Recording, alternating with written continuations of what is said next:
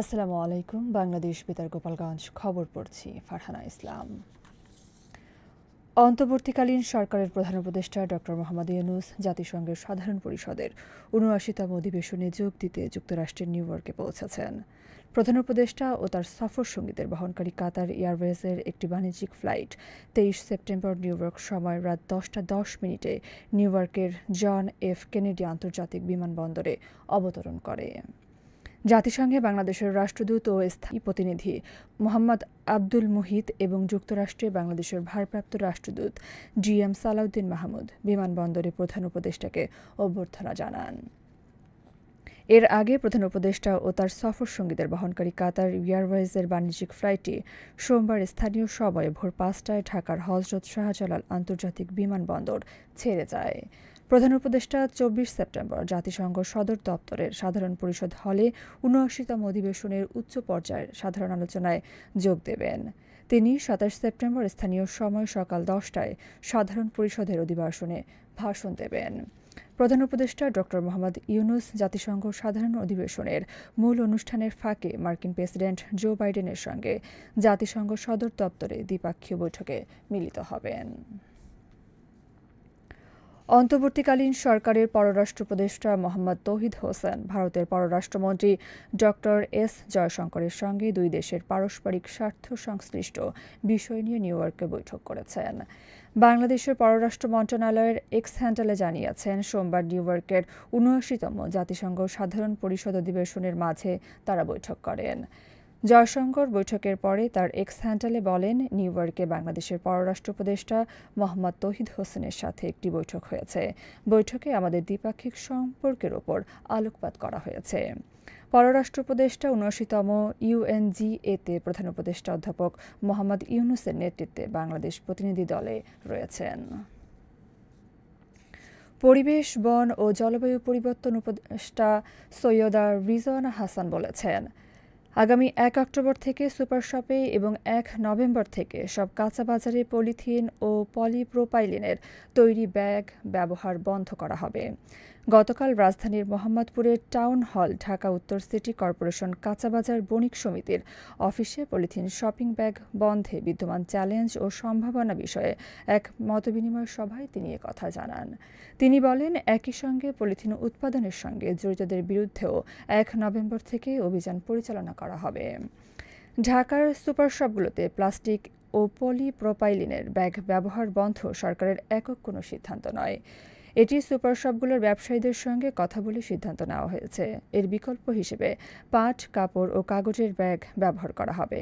এজন্য Bangladesh jute mills association সহ ২০ থেকে ২৫টি প্রতিষ্ঠান পাট, কাপড় ও কাগজের ব্যাগ তাদের সরবরাহ করবে। সৈয়দা রিজওয়ানা হাসান বলেন, কাঁচা বাজারগুলো যাতে আর পলিথিন ব্যাগ ব্যবহার না করে সেজন্য আমরা বিভিন্ন কর্মসূচি হাতে নিয়েছি। এটা নতুন করে নিষেধ করার কিছু নেই। উপদেষ্টা বলেন, পলিথিন ব্যাগ ব্যবহার যে ক্ষতিকর সেটা আন্তর্জাতিকভাবেও স্বীকৃত। এ নিয়ে আমাদের সতর্ক, সচেতন ও উদ্যোগী হওয়ার সময় পার হয়ে গেছে। বৈষম্য দূরীকরণে মাধ্যমিক স্তরের বেসরকারি শিক্ষা প্রতিষ্ঠান জাতীয়করণ সহ ৫ দফা দাবিতে গোপালগঞ্জে মানববন্ধন ও স্মারকলিপি প্রদান করা হয়েছে। জেলা প্রশাসকের মাধ্যমে শিক্ষা উপদেষ্টা বরাবর এই স্মারকলিপি পেশ করা হয়। গতকাল জেলা প্রশাসক কার্যালয়ের সামনে সড়কের প্রথমে মানববন্ধন করে জেলার এমপিওভুক্ত শিক্ষা প্রতিষ্ঠানের শিক্ষকবৃন্দ। মানববন্ধন শেষে স্বর্ণকলী উচ্চ বিদ্যালয়ের প্রধান শিক্ষক মোহাম্মদ মাহে আলম ও বৈলতলী শাহাপুর সম্মিলনী উচ্চ বিদ্যালয় ও কলেজের প্রধান শিক্ষক নিহার কান্তি বাছার স্বাক্ষরিত একটি স্মারকলিপি জেলা প্রশাসকের কাছে হস্তান্তর করা হয়। গোপালগঞ্জের বিভিন্ন শিক্ষা প্রতিষ্ঠানের অর্ধশতাধিক শিক্ষক শিক্ষিকা এ সময় উপস্থিত ছিলেন।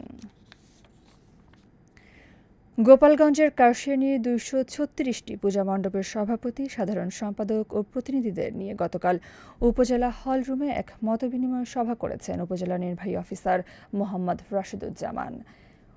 উপজেলার পূজা মন্দিরে আইনশৃঙ্খলা বজায় রাখতে এবং সনাতন ধর্মাবলম্বীদের সবচেয়ে বড় ধর্মীয় অনুষ্ঠান শারদীয় দুর্গাপূজা সুন্দর ও শান্তিপূর্ণ পরিবেশে উদযাপন করতে এই মতবিনিময় সভা অনুষ্ঠিত হয়।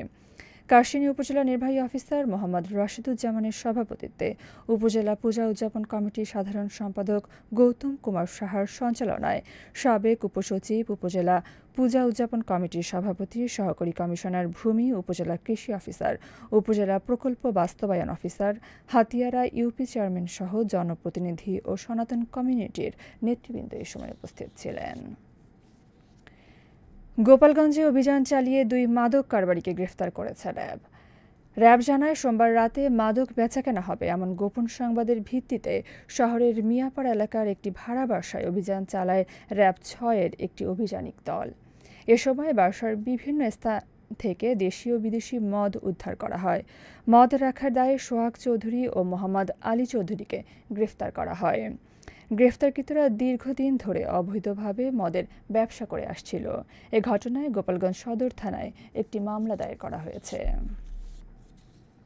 সবশেষে আবহাওয়া।